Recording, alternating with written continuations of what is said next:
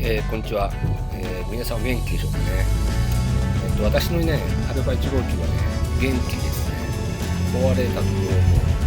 前にね、ちょっとバッテリー上がったぐらいで、特に壊れたところなくて、絶好調だったですね。視聴者の方がね、コメントもらってくれたように、当たりの答えだったのかなとは思って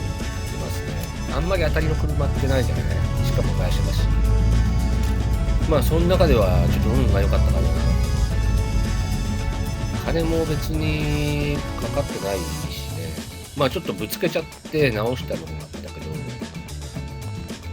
あとは特になんかやべえなとかっていうところはないね、今のところ。気になるっちゃ音とかね。アルファロメオってなんかいろんな音するじゃない。147の時はすごいいろんな音してたから、めちゃめちゃなんか気になったのに慣れちゃったからさ、それに。1号機もなんかね、ハンドル切るときにキューキュルキュルみたいなちっちゃい音をしたりとかするんだけど、しょうがねえなって普通になっちゃう。いいのか悪いのかわかんないけど。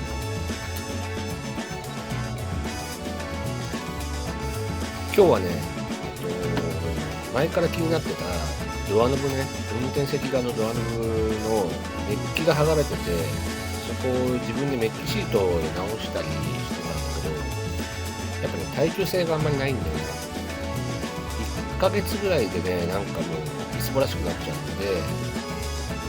思い切ってね、この前ぶつけた時の修理工場、修理してもらったお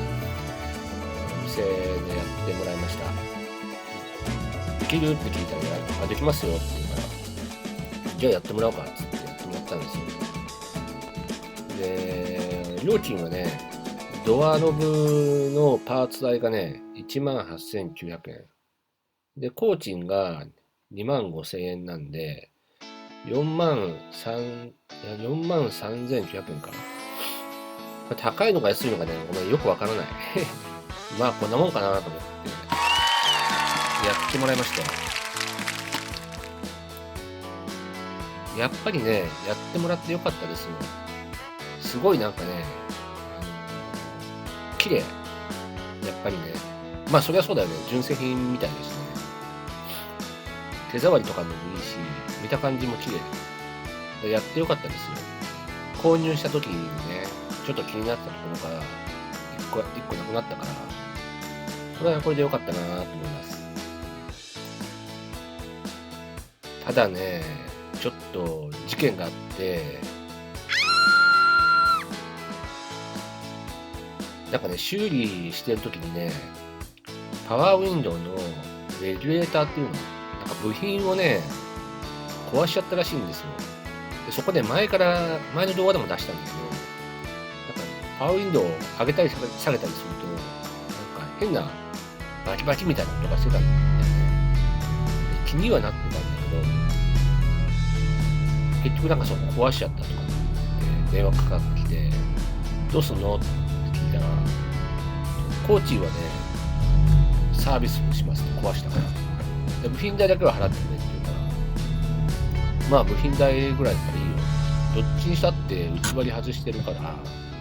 コーチそんなかかんないだろうし、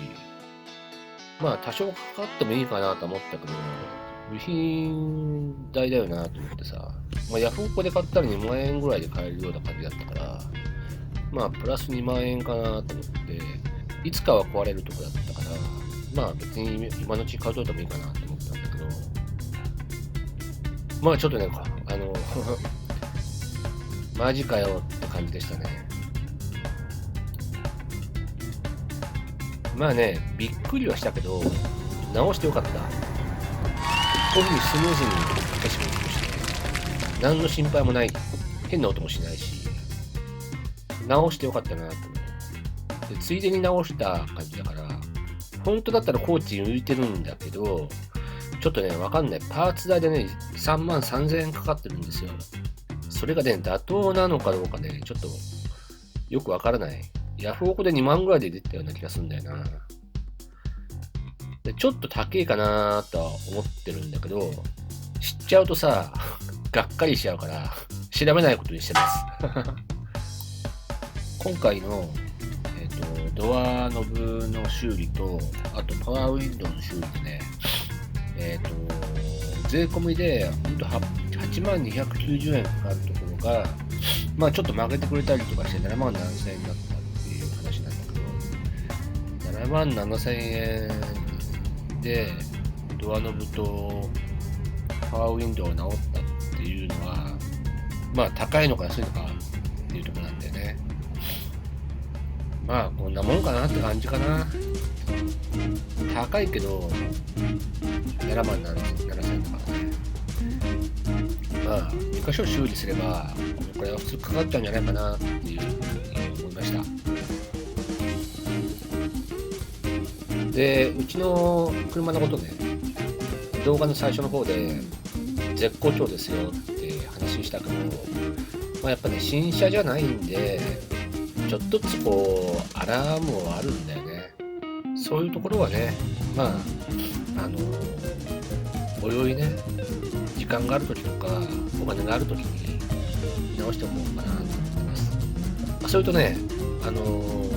ドラレコバックランプと連動させて、こうやってなんかガイド線出るようにしました。でも微妙にずれてるんだからね。まあこれも後で調整します。でね、次の動画でね、またちょっと事件がちっちゃい事件があったんで、それを次回あげたいと思います。今日の動画はここまでです。ありがとうございました。